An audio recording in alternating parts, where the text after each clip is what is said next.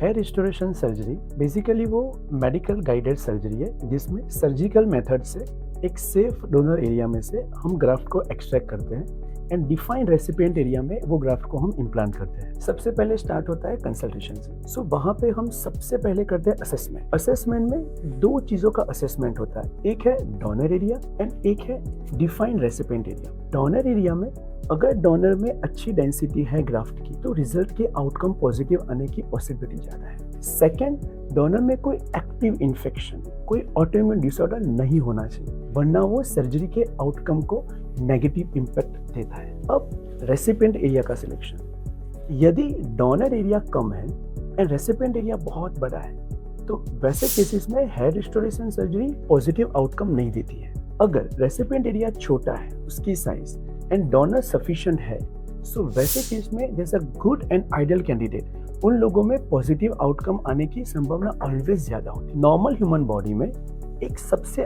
अच्छा donor area कहलाता है अपना पीछे का जो ऑक्सीपिटल पोर्शन है वो, that is a good donor area.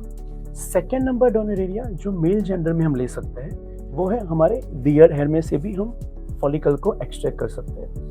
Third is chest में से हम फॉलिकल एक्सट्रैक्ट करते हैं। ऑक्सीपिटल डोनर में जो हेयर फॉलिकल है वो आपके आगे जहाँ पे भी आपको स्काल्प में आपको इम्प्लांट करने हैं रेसिपिएंट एरिया, उसके साथ वो मैक्सिमम मिमिक करते हैं। सो एंड आउटकम में वो हमेशा एक ब्यूटीफुल नेचुरल लुक लगता है। बियर्ड जो एरिया है वहाँ के जो फॉलिकल है वो थोड़े से थिक रहते हैं as compare to normal scalp hair. इसमें हम क्या करते हैं, ऑक्सीपिटल एरिया में से जो फॉलिकल है एंड बियर्ड के जो हमने फॉलिकल दिए उसको एक स्मार्टली मिक्स करके फिर जो भी डिफाइन बॉल्ड पैच एरिया है वहाँ पे इम्प्लांट करते हैं। जो बियर्ड एरिया के जो ज़्यादा थिकनेस वाले ग्राफ्ट है एंड जो ऑक्सीपिटल के जो मैक्सिमम मिमिक करते हैं जो नॉर्मल स्काल्प हेयर से, वो वाले ग्राफ्ट दोनों मिलके एक नेचुरल लुक एंड आउटकम में मिले। इन हेयरलाइन डिजाइन मेडिकल ग्रेड जितनी भी पॉइंट्स है उसका बहुत ध्यान रखा जाता है। हेयरलाइन डिजाइन में सबसे पहला है पेशेंट का फेस कट। अगर पेशेंट का जो भी फेस कट है उसके अकॉर्डिंग ही वो मार्किंग डिफाइंड होती है। पर्टिकुलर पैटर्न की हेयरलाइन सारे के सारे पेशेंट के लिए सोल्यूशन नहीं है। हर एक पेशेंट का फेस कट डिफरेंट है, उसके अकॉर्डिंग हर एक पेशेंट की हेयरलाइन डिफरेंट है। हेयरलाइन में ना वो बहुत लो होनी चाहिए ना वो बहुत हायर होनी चाहिए। हेयरलाइन कभी भी स्ट्रेट लाइन नहीं होनी चाहिए। ये सब छोटी छोटी चीज़ों का बहुत ध्यान रखना पड़ता है। हेयरलाइन में फॉलिकल सिलेक्शन वो ही होता है जिसमें सिर्फ एक ही सिंगल हेयर हो। सिंगल हेयर वाले जो भी फॉलिकल होते हैं वो हमेशा हेयरलाइन मेकिंग में यूज होते हैं ताकि वो एंड आउटकम में नेचुरल लुक आए।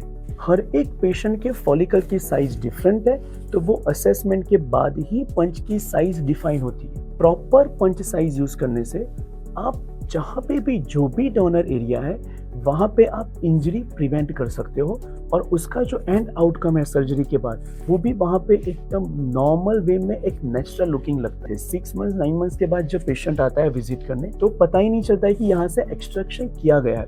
उतना केयरफुल वे में वहाँ से एक्सट्रैक्शन करना पड़ता है। एक्सट्रैक्शन के बाद इम्प्लांटेशन में इन केरा हेयर ट्रांसप्लांट क्लिनिक हम जो टेक्निक यूज करते हैं वो है शार्प इम्प्लांटर। हम शार्प इम्प्लांटर प्रोक्योर करते हैं कोरिया से या तो यूएसए से। उसको चॉय इम्प्लांटर भी कहा जाता है। जो भी हेयर ग्राफ्ट और हेयर फॉलिकल हमने एक्सट्रैक्ट किए वो ग्राफ्ट और फॉलिकल हम वो इम्प्लांटर के अंदर लोड करते हैं।